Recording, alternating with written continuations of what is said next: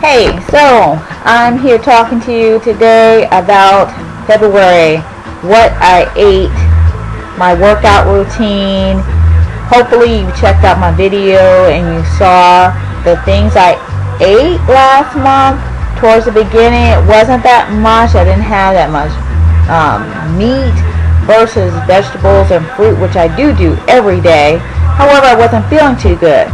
So I wasn't eating the way I normally would eat. And on the 10th of February, I went to the doctor and I found out that I had lost several pounds. I'm typically 123, 124, and I had gone down to 118.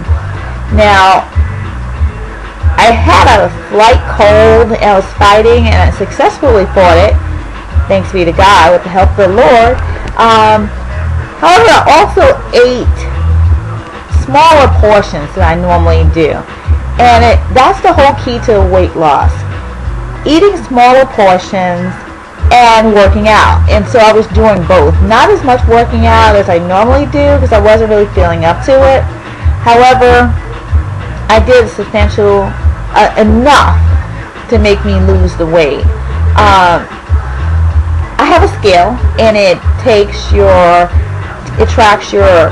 weight, how many calories you're taking in, at least at that point in time, to maintain that weight, your fat intake, your muscle, not fat intake, but your fat percentage in your body, your muscle, as I said, your bone density, and your water intake, and so your levels, that is.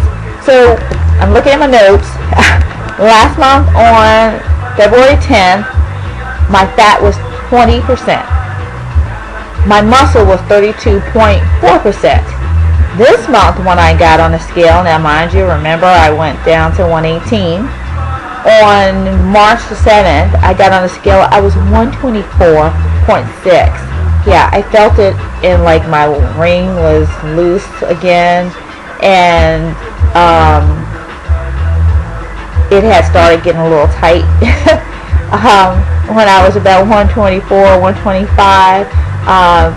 And so anyway, it loosened up. It's just, when you've lost a little weight, whether it's your pants fitting looser or, getting into that suit that you normally couldn't get into, and then when you've gained a few pounds. So when I looked at my fat intake on March, we're in March now, March the 7th, my fat had gone up to 21.1. So it went up from 20 to 21.1% fat. And my muscle went down from 32.4% muscle to 32% muscle. So that clearly is the indication that, what's the right word? Yeah. That my weight gain was not a healthy weight gain of muscle, but instead it was an unhealthy weight gain of fat. And I can testify to the unhealthy part more so because if you look at my website, you will see the things I ate in February towards the middle to end of the month. I ate beef, which I don't eat quite often, as much as maybe once or twice a month, or 2 to 3 months might pass before I'll really have, especially a burger. I had a burger. And fries. Oh my gosh. Fries. Bad carbs. Okay, what else did I have many times other than fries? I had chips. I had ice cream several times. Those are the bad carbs. What are good carbs? Your good carbs are your fruits, your vegetables, browns, brown rice, brown flour, etc., etc. Brown, bread, wheat bread. Those are your good carbs. So those potato chips that I ate, that ice cream, I'm lactose intolerant too, so I shouldn't even have ice cream really. And which reminds me of how a few years back I was trying to put on a few pounds. I was getting a little obsessed with it, and I decided that I was going to drink protein shakes. Someone asked this morning about protein shakes in my class. Yes, protein shakes are good for building muscle. Protein shakes are good for putting on a few pounds. And I was not very successful. I couldn't do the lactose, so I got soy shakes. Well, I had a horrible reaction. I swole up all of my eyes. You couldn't see the bridge of my nose because of the soy. And I found out the next day. I went to the doctor, had to get a shot. It was just ugly.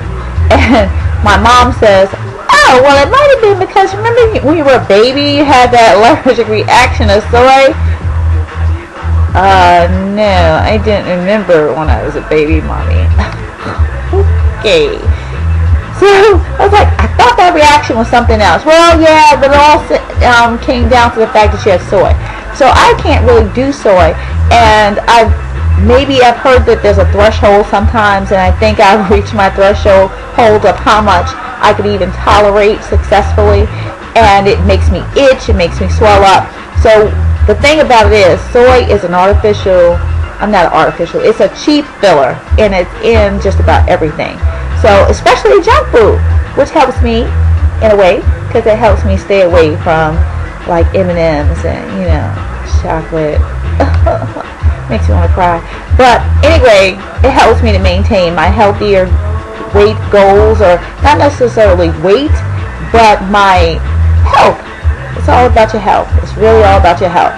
Looking good is great, but when it comes down to it, you want to be healthy. You want to have a good heart, great organs, everything just running the way it should. So, just want to give you that tidbit. You can get one of those scales that show and if I didn't go through it because I don't remember, help me. Exercise will actually help your memory too. I'm getting there.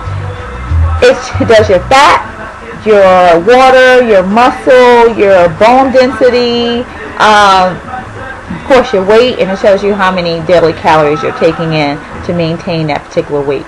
So if you want to get one of those scales, try like Bed Bath & Beyond, I believe is where I went like 4 years ago, and I picked one up. And take care of you. Do what's best for you. Talk to your doctor. Get a plan. Stick to the plan. Be consistent, whatever you do. Check me out next month. See what I'm eating for the month of March. Check out my tips. I'm always trying to help you, reaching out to you so you can be the best you that you can be.